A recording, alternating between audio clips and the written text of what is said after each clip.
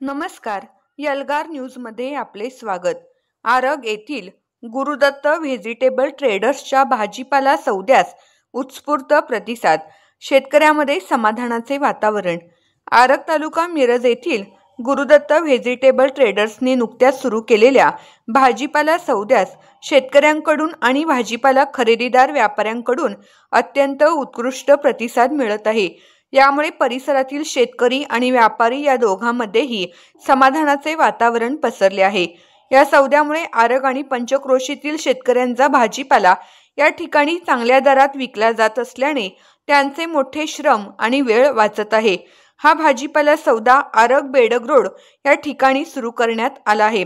शशिकांत पाटील, संजय गावडे, प्रशांत बंडगर, दीपक पाटील, उदय बोकारे आणि किरण नलवडे या तरुण आणि उत्साही मंडळींच्या दूरदृष्टीच्या संकल्पनेतून गुरुदत्त व्हेजिटेबल ट्रेडर्सचा हा भाजीपाला खरेदी विक्रीचा सौदा सुरू झाला.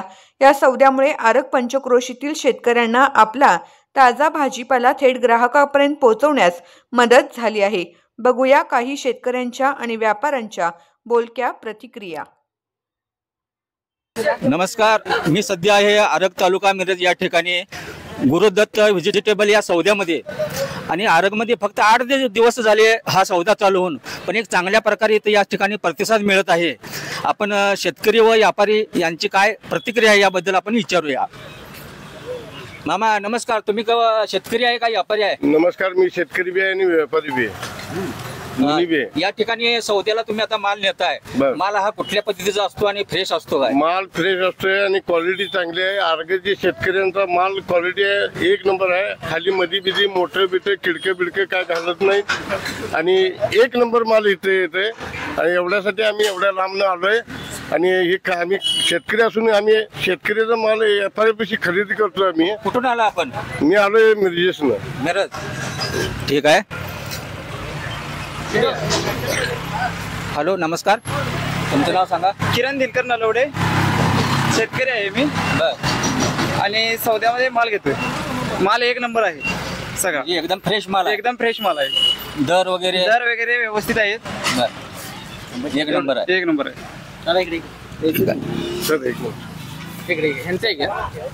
तुम्ही शेतकरी आहे का व्यापारी आहे? शेतकरी आहे. बोला. माल आमचा फ्रेश मध्ये असतोय. बर.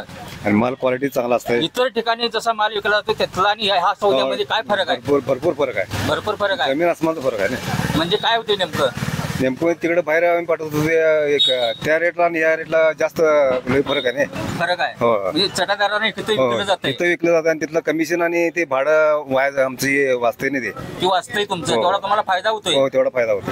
आणि पट्टी वगैरे वेळच्या वेळेला मिळते. ओके. आणि कोण? तुमचं नाव सांगा?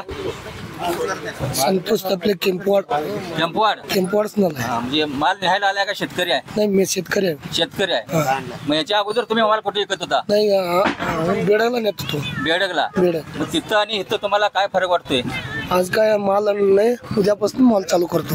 चांगला आहे. तुम्हाला बघून तर बरं वाटतंय? हा, बरं वाटतंय. धन्यवाद. शेतकऱ्यांच्या प्रतिक्रिया 1 नंबर चांगल्या आहेत. अजून काही शेतकऱ्यांची आम्ही प्रतिक्रिया ऐकूया. नाव सांगा तुमचं? नाना पाटील, सिंदेवाड रोडला आहे माझी शेती. इथं सौदा चालू झाल्यामुळं शेतकऱ्याच्या मालाची क्वालिटी जी राहते, आता उदाहरणार्थ तुम्हाला दाखवतो. ही भाजी आहे. ही भाजी जर मी मिरजेला किंवा कोल्हापूरला पाठवायचं म्हटलं काय, ही भाजी जर कोल्हापूर किंवा मिरजला जर पाठवायचं म्हटलं तर याचा पाक चेंदा मेंदा होतोय. ही फ्रेश आताच रानात आणलेली भाजी आहे अशी ही गिरायकापर्यंत जाणार आहे. त्यामुळे क्वालिटी टिकून राहणार आहे. इथल्या ज्या मालाचे, आता मी शेतात आलो, डायरेक्ट इथं माल आणला, माल फ्रेश आहे. कारण ह्या गाडीतून टाका, त्या गाडीत टाका, त्या गाडीत नाही, ह्या गाडीत आम्हालापासून 7 वेळा माल खाली आणि वर केला जातोय. मालाही क्वालिटी चांगली असते, पण त्याच्या आदळ आपण ते मालाची क्वालिटी खराब होते. काय इथं आम्ही डायरेक्ट शेतात आणणार, इथं ठेवणार, इथल्या इथं क्वालिटी डायरेक्ट गिरायकापर्यंत जाणार. त्यामुळे माल क्वालिटी इथं क्वालिटी माल मिळणार तुम्हाला. त्यामुळे इथं सौदा चालू झाल्यामुळे आरोग्यातल्या शेतकऱ्यांना 1 नंबर एक नंबर मालाला चांगला रेट मिळणार क्वालिटी असल्यामुळे. ओके. अशा रीतीने या ठिकाणी अतिशय उत्तम रीती आणि चांगला प्रतिसाद या सौद्याला मिळत आहे. त्यामुळे शेतकऱ्याला 2 पैसे जास्त मिळणार आहेत आणि त्यामुळे शेतकऱ्यांचा नक्कीच फायदा होणार आहे. नमस्कार. शेतकऱ्याला काबाड कष्ट लई आहे. द्राक्षेचा धंदा करणारवाली काही बाहेर राज्यातली हे द्राक्षे कमी कशामुळे झाली आहे की हिच्यामुळे जे पैसे बुडवी शेतकरी कर्ज काढतोय, औषधाला मारतोय आणि ते व्यापारी येतोय परराज्यातनं आणि ते सगळं गोळा करून येतं. शेतकरी उघड्यावरच आहे की हो. शेतकऱ्याच्या लेकरा बाळासनी कोण बघणार, त्यांच्या शिक्षणाचे पैसे कसे बघणार, त्यांनी कर्ज काढलेलं कर्ज कसं फिटणार. तर माझी एक विनंती आहे, भारताचे पंतप्रधान नरेंद्र मोदी यांना एक विनंती आहे, देवेंद्र फडणवीस मंत्री महोदय, आज एक सर्वसामान्य माणसाचं तुम्ही ऐकायला पाहिजे. हे कर्ज माफ करायला पाहिजे शेतकऱ्यांचं. शेतकऱ्याला न्याय मिळाला पाहिजे, शेतकऱ्याच्या पोरासनी नोकऱ्या मिळायला पाहिजे, त्यांची मुली शिक्षण फ्री व्हायला पाहिजे, एवढी विनंती आहे माझी. जय हिंद, जय महाराष्ट्र. सांगली जिल्हा बापू भाजीवाले.